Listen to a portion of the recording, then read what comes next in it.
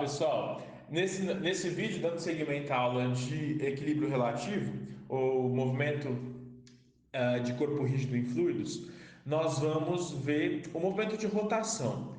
É um movimento muito clássico, sabe onde? No seu liquidificador. Você já deve ter reparado isso daí. Quando você liga o liquidificador, o fluido que está lá dentro, ele começa, obviamente, a girar, seguindo o estímulo que ele tem das pás girantes do liquidificador. O que você deve ter percebido? Que forma como se fosse uma parábola de distribuição de fluido. O liquidificador está desligado, você liga, o fluido começa a se deformar como se fosse uma parábola. É claro que no liquidificador, pelo próprio copo não ser completamente liso e ter suas ranhuras, que são propositais para permitir a mistura do fluido lá dentro, o movimento não é exatamente de corpo rígido, mas você consegue ter uma ideia do que eu estou falando. Quando um fluido começa a rotacionar e ele está confinado e rotacionando em torno de um eixo, o fluido se deforma de tal maneira, de novo, a acomodar essa nova situação, igualzinho a gente viu no movimento de translação. A diferença agora é que essa nova configuração não é mais uma reta, é uma parábola. Vamos ver melhor isso daí? Olha só, o que eu estou falando para vocês é o seguinte: eu tenho o nosso fluido aqui nesse recipiente, ele está parado, ok? Está em equilíbrio estático, não há aceleração. Então a gente já sabe que as linhas equipotenciais são horizontais e paralelas à superfície livre. Eu insiro uma rotação em torno desse eixo aqui, tá? Ele vai começar a rotacionar com uma velocidade angular ômega. O que acontece? Acontece que esse fluido começa a se deformar dentro do meu recipiente a fim de acomodar essa nova situação. E o que ele faz, a gente vai ver e vai mostrar que é de fato em forma de parábola, é criar um paraboloide ali no meio, que eu deixei aqui ilustrado para vocês bem claro, onde o fluido não está mais presente. Antes ele estava nessa situação e agora ele se deformou. Vamos ver isso aqui, olha. De novo, nós temos duas acelerações que aparecem aqui. Nós temos a aceleração AX e a aceleração da gravidade. E a aceleração total é a soma das duas, né? A aceleração x, ela aparece por conta da aceleração centrífuga, devido à minha velocidade ômega aqui. Se a gente se lembrar, então, aqui eu vou colocar aqui, a x é igual a aceleração centrífuga, né? E ela é igual, se a gente se lembrar lá da física, ômega ao quadrado vezes r, ok? Isso aqui está na direção i. Na direção z, eu só tenho a aceleração da gravidade. Gravidade. Então, o que eu tenho é o seguinte: olha, olhando para a nossa equação de pressão, nabla P, a variação da pressão em todas as direções, vai ser igual a menos ρ AX menos ρ AZ. Mas AZ aqui a gente já sabe que é só a atração da gravidade. Isso então da seguinte forma: nabla P é igual a menos ρ ômega ao quadrado R na direção I, menos, perdão, aqui é positivo, né, porque a aceleração está na direção positiva, mais ρ ômega ao quadrado R na direção I, menos ρ G na direção K, ok? Basicamente é isso que nós temos.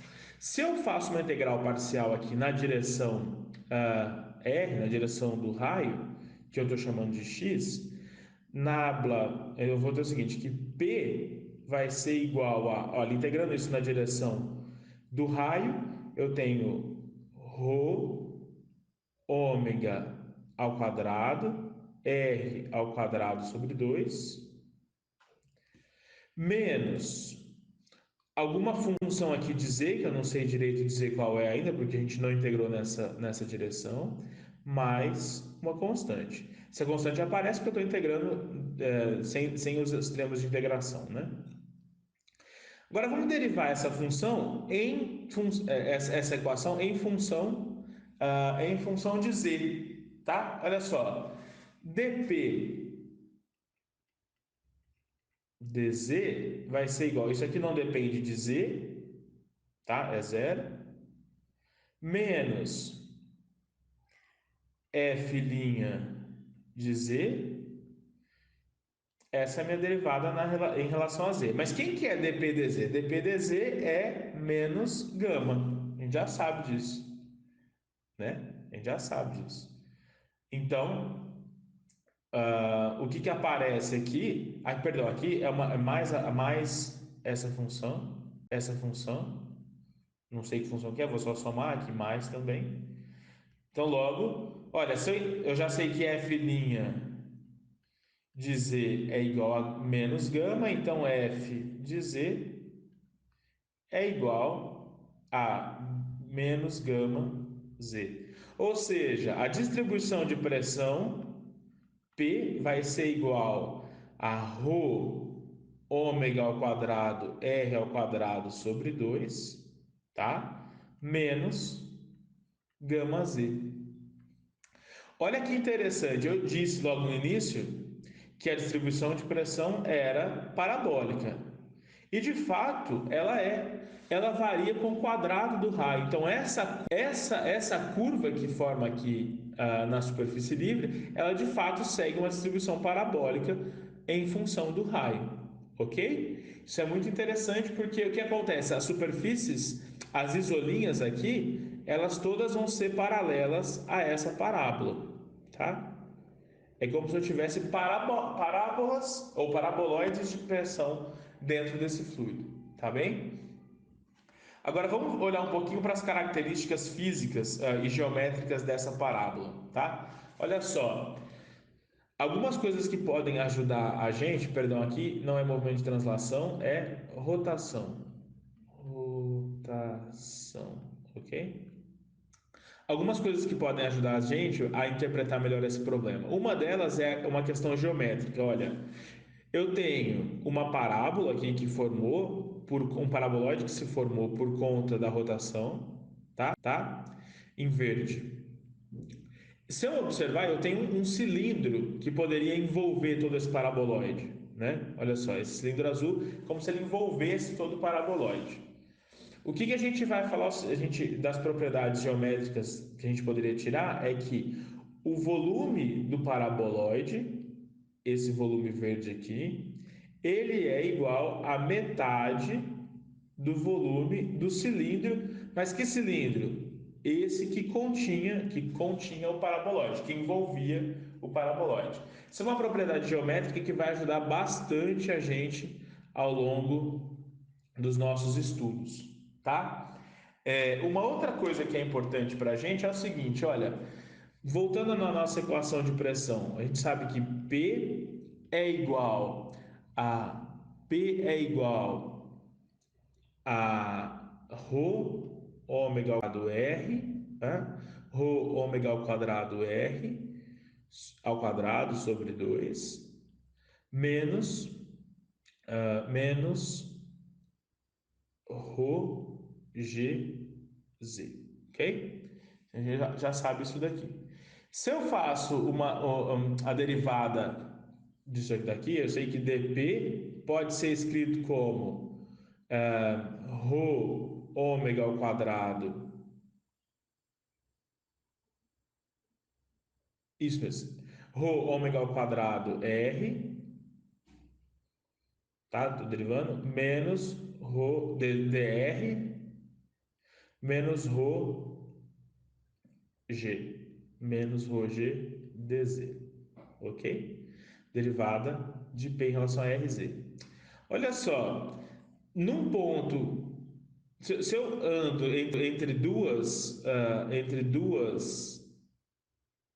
se eu ando na mesma isolinha, a variação de pressão é zero, não é mesmo? Então, eu posso falar o seguinte: na mesma isolinha,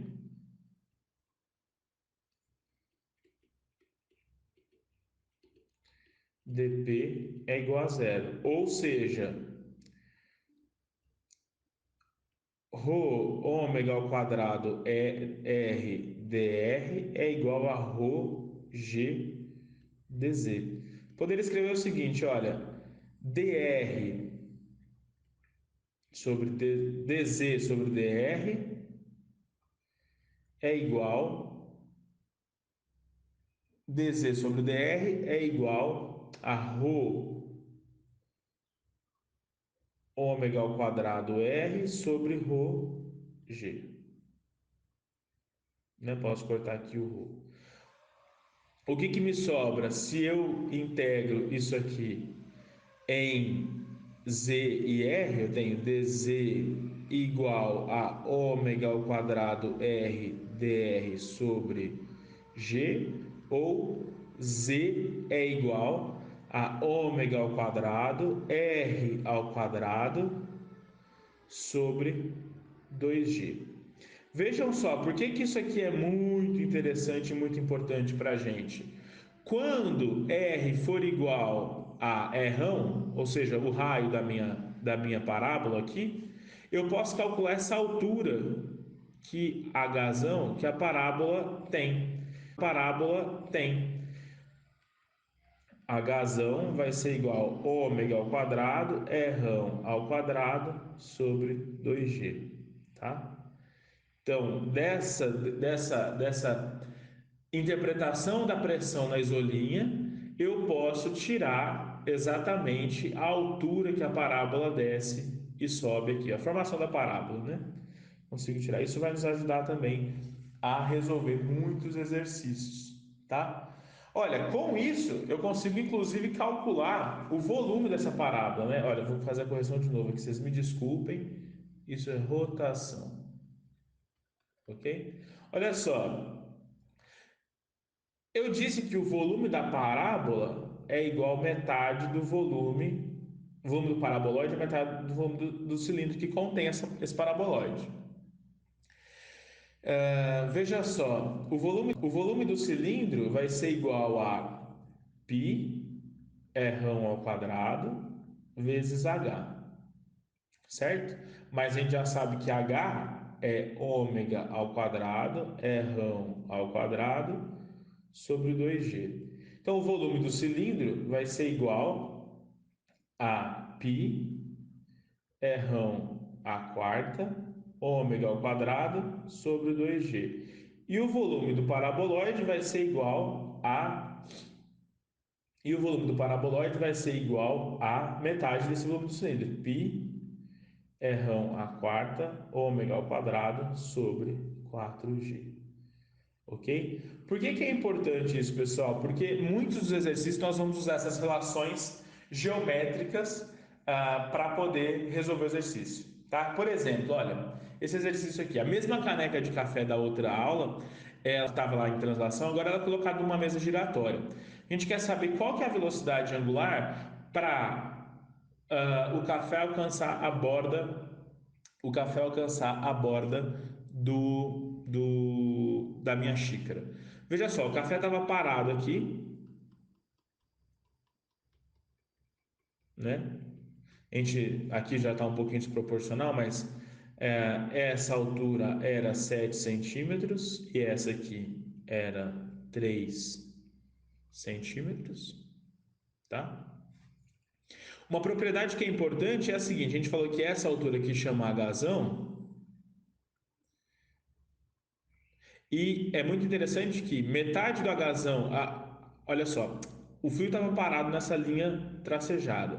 Quando eu passo a fazer a rotação desse fluido na mesa giratória, ele se deformou nessa parábola. E é muito interessante que metade do agazão vem aqui para baixo, tá? Então eu sei que agazão sobre 2 tem que ser igual a 0,03 metros, porque eu quero que toque no ponto ali de cima, ok? Então, a gente já sabe que a razão é ômega ao quadrado, R ao quadrado, sobre 2g, e aí sobre 2 ainda, né? Isso vai ter que ser igual a 0,06. Veja só, passei esse 2 multiplicando para cá, e a razão eu trouxe lá da minha dedução, tá? Isso a gente já sabe que o raio também o raio é 0,03. Então, ômega ao quadrado vai ser igual a 2 vezes 9,81 vezes 0,06 sobre 0,03 ao quadrado, ou ômega, é a raiz quadrada disso, vai ser igual a 36,17 radianos por segundo.